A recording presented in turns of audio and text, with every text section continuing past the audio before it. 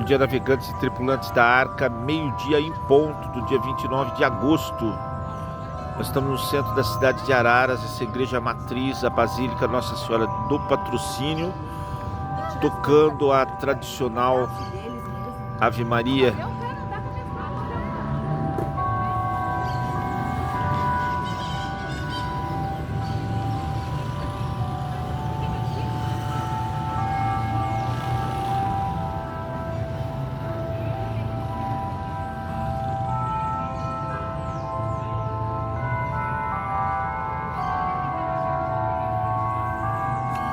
Então é isso, com esse fundo musical nós vamos fazer então a nossa terceira vigília agora, Sintonia da Alma, foco no comportamento.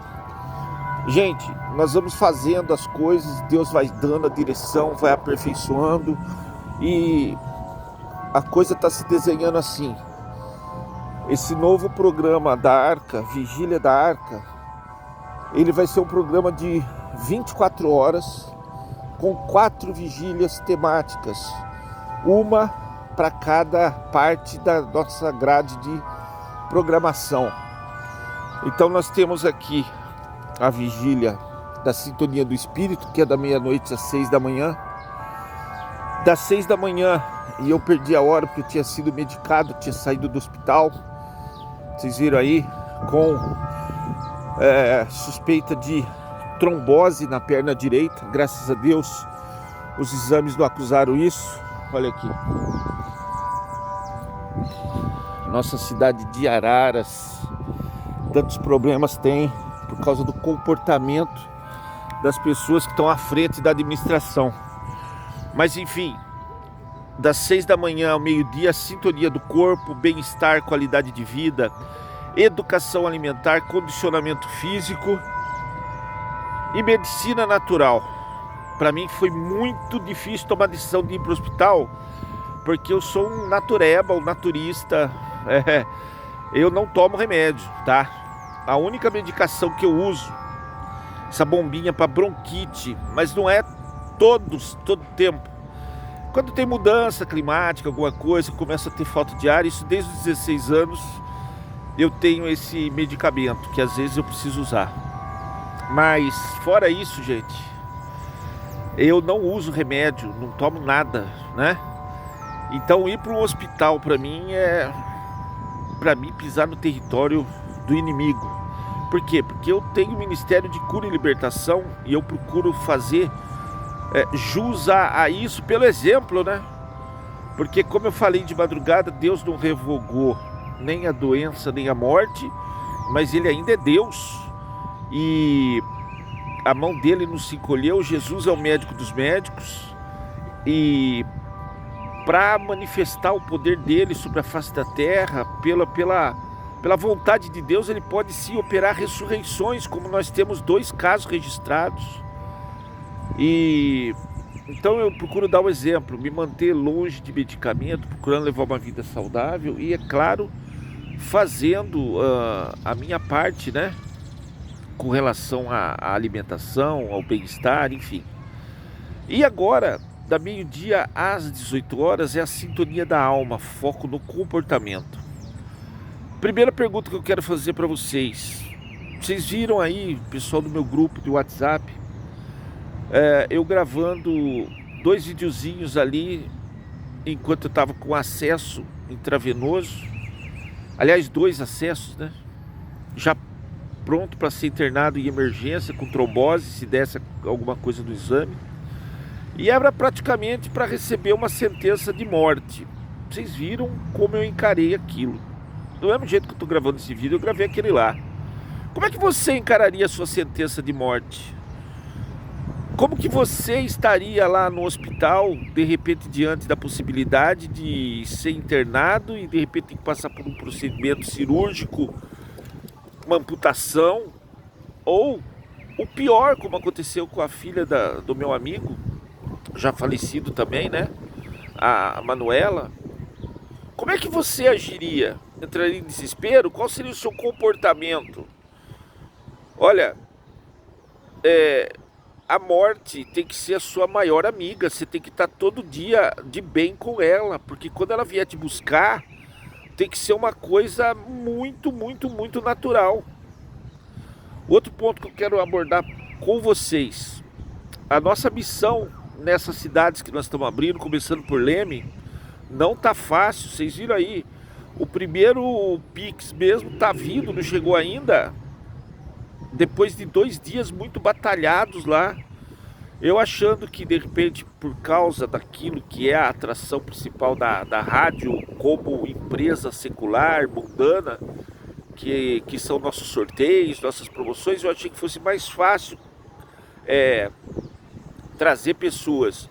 Mas o povo tá tão, mas tão assim, saturado de golpes, principalmente de gente que é de cidade de fora, que é praticamente impossível se tirar dinheiro da carteira de alguém.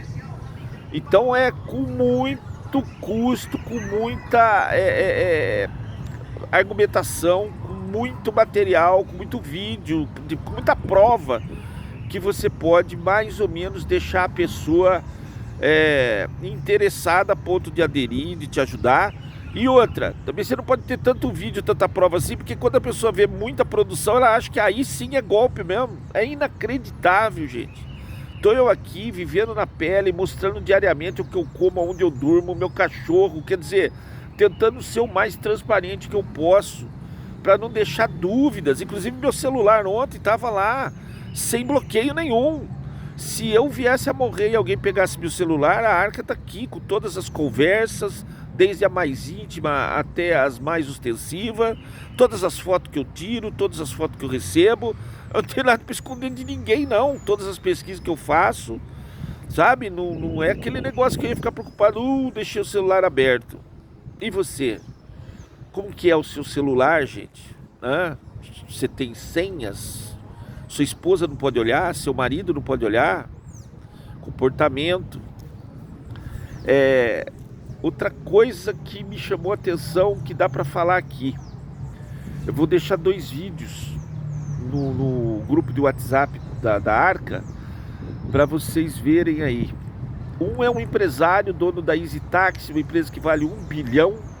E ele tem outras empresas, é um empreendedor. Eu não conhecia ele, primeiro vídeo dele que eu vejo, mas ele está sendo torturado ali por uma dessas militantes, Estatuto da Criança. Assista o vídeo, você vai ver as respostas. É absurdo essa geração de mimizenta. Tem muitas empresas aí que não estão contratando mais pessoas de 30 anos para baixo, porque tem gente que leva mãe na entrevista. É uma geração que, meu Deus do céu, comportamento. Não dá para esperar muita coisa de quem tem menos de 30 anos.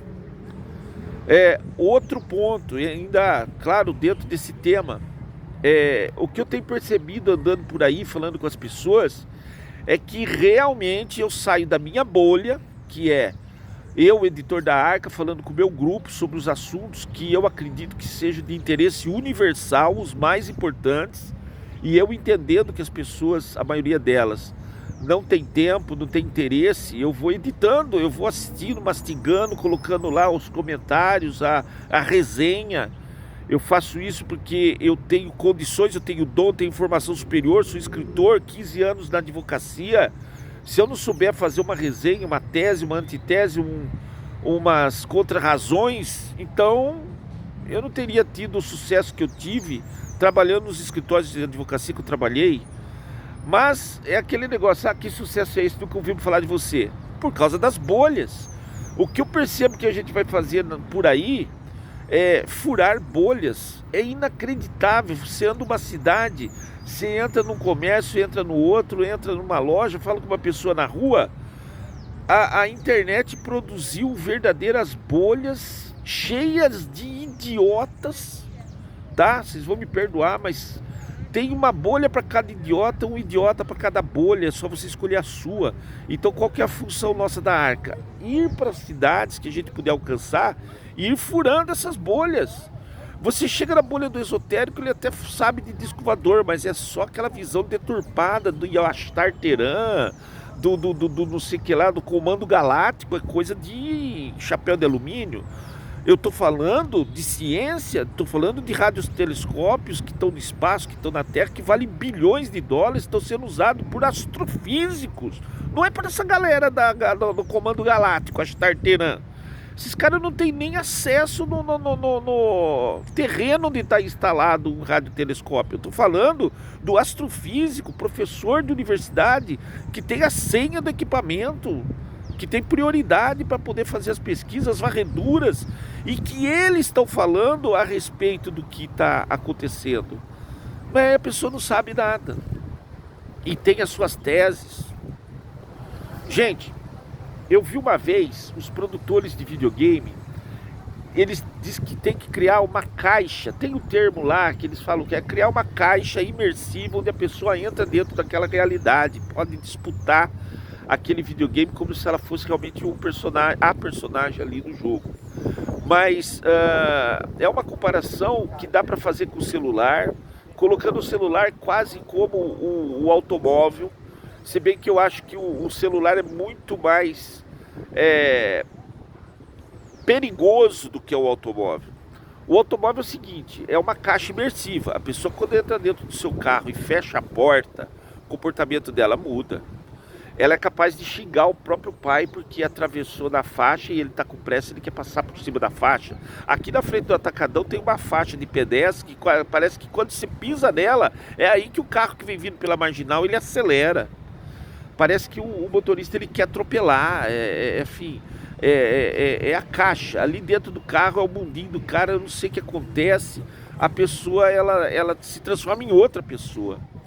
E assim também nas redes sociais, pior ainda, é um veículo que leva muito mais longe e onde essa pessoa pode inclusive se esconder atrás de perfis falsos para ser ali o hater, para ser aquele cara que vai bisbilhotar, o stalker, né? Então é 1000 vezes mais perigoso que o carro.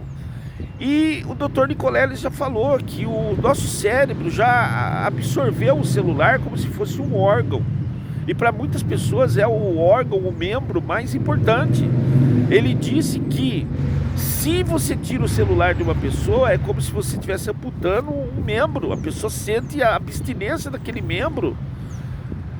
Gente, é inacreditável o quanto as pessoas se idiotizaram e se manifestam agora em sociedade como verdadeiros idiotas, cheios de razão, mesmo sem saber bosta nenhuma, com merda nenhuma.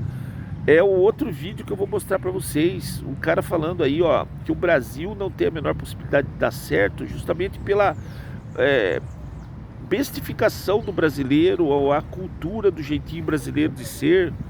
Então é interessante vocês verem esse vídeo e comparar. É um contraponto, por exemplo, do comportamento de 60 mil pessoas lá em Barreto, os vídeos do Frei Gilson que estão viralizando, porque ele foi lá na festa do peão, só com o violãozinho dele, mas na verdade ele tinha uma banda por trás, e inclusive o tecladista filmou, né? 60 mil pessoas chorando, cantando, mas deixa eu falar pra vocês uma coisa, tudo muito lindo, mas isso aí é emoção.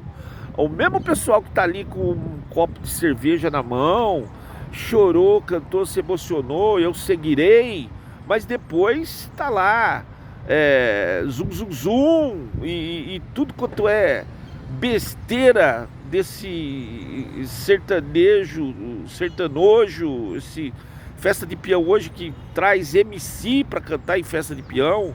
Então é emoção, não confunda espiritualidade, um encontro pessoal com Jesus, você ter ali realmente uma mudança de vida a ponto de você enfrentar a morte como eu enfrentei. Eu não sabia o que o médico ia falar para mim essa madrugada. Ele poderia falar, olha, você vai subir para internação, se tem algum parente para você ligar. Eu já estava falando com meu filho, mas não porque eu queria alguma coisa, eu não queria nem que as pessoas orassem por mim. Eu falei isso lá do hospital, eu falei, eu estou muito bem, gente, já falei com Deus, eu sei quem eu sou, eu sei de onde eu vim, eu sei o que eu tenho que fazer, eu sei para onde eu vou, é prova de fé. Eu até falei para vocês, e se eu tivesse que escolher agora, que vocês se lasquem aí, eu não sou obrigado a carregar ninguém na costa, não. Vocês que façam a jornada de vocês, enquanto o caminho de vocês, eu encontrei o meu, missão cumprida, combati um bom combate e tchau e benção. Aí se não fosse tão grave, se tivesse que amputar a perna direita, gente, era um par de calçado a menos para mim me preocupar, um pé de meia a menos para mim calçar. Eu não sou jogador de futebol, sabe? Tô nem um pouco preocupado se vai amputar uma perna, duas. O que eu não posso perder é a mão que eu uso para teclar, com o teclado do computador. E gosto muito da minha visão, que até agora está bem. É com ela que eu observo e fotografo flores, natureza, né? Gosto, vocês acompanham aí meu dia a dia. Enfim, tem muita coisa mais importante para mim pensar. Mas e você? Como se comportaria se tirasse seu celular, se tirasse uma perna sua? Você está preparado para lidar com as dificuldades? Nós estamos esperando um áudio da minha parceira de oração aí para esse projeto, que é a Valéria, lá de Altinho. Ela que há 24 anos faz tratamento, toma os coquetéis lá para o HIV e agora já está até desenvolvendo problemas hepáticos seríssimos por conta do coquetel, né? O nome já fala coquetel, se embriagando de produto químico, e ela tomou a decisão, um passo de fé, de abandonar o tratamento, seja lá o que Deus quiser. Foi o que eu fiz há 20 anos atrás com a medicação para esquizofrenia. Se eu estivesse tomando aquilo, eu já tinha morrido. Não pela doença, que eu nunca tive essa doença. O médico reconheceu que é absurdo, né? Foi um diagnóstico errado. Mas baseado no quê? Baseado na minha vida espiritual. E engraçado é que eu sempre falo, não existe hospital psiquiátrico que não seja também uma entidade espírita. Então é muito esquisito uma pessoa falar que tem uma vida espiritual, que ela fala com espíritos, que ela vê espírito, que ela não sei o que lá, e de repente é taxado de louco, esquizofrênico, mas quando na verdade o médium lá do centro espírita, que pode ser o próprio psiquiatra, diz que não, a pessoa ela é médium e não desenvolveu. Gente, o meu contato com o espírito é com o Espírito Santo de Deus. Os anjos que me abençoam, me guardam e me fortalecem a cada dia com as suas intervenções na minha vida. Então é isso, gente, furar bolhas. Vai ser um trabalho árduo. Nós vamos abrir 25 cidades, mas a estratégia vai ter que mudar, e vai ter que mudar muito. Vai ser um trabalho de assoprar um braseiro feito com lenha verde molhada debaixo de chuva. Mas é o que eu sinto que eu tenho que fazer. Eu tenho que mostrar para pessoas que realmente elas têm que entender que elas estão escravizadas por uma rede mundial, que é como se fosse uma rede de pesca, e que vocês vão tudo para a panela daqui a pouco. A gente tem que cortar umas redes e tirar quem a gente puder de dentro disso, gente. É uma safra inteira que vai se perder. Então essa é a nossa reflexão para Sintonia da Alma, que vai até 18 horas, tá? E vamos acompanhando aí, em nome de Jesus, os acontecimentos dessa sexta-feira. Na Sintonia da Mente, nós vamos fazer uma resenha, um apanhado geral das principais informações do dia. Isso aí vai subir lá para as 10 da noite, 23 horas aí. Por quê? Porque dá tempo da gente coletar o maior número possível de informações. E para finalizar, então, quero dizer para vocês que eu vou adotar esse comportamento com relação à Vigília da Arca. Vai ser um programa semanal de 24 horas, onde na espiritualidade vai ter jejum, vai ter oração, vai ter o apoio espiritual, acolhimento. A gente tem feito isso várias vezes ao longo dos anos aí. Pessoas que nos procuraram por processo da justiça ou para alguma causa impossível aí, que necessita mesmo de joelhos dobrados, de intervenção das pessoas que compõem esse nosso núcleo aí, no Oceano do Espírito. Intercessores espalhados pelo Brasil, tá? Gente que a gente coloca aí essas intenções e a pessoa vai realmente nos ajudar em oração.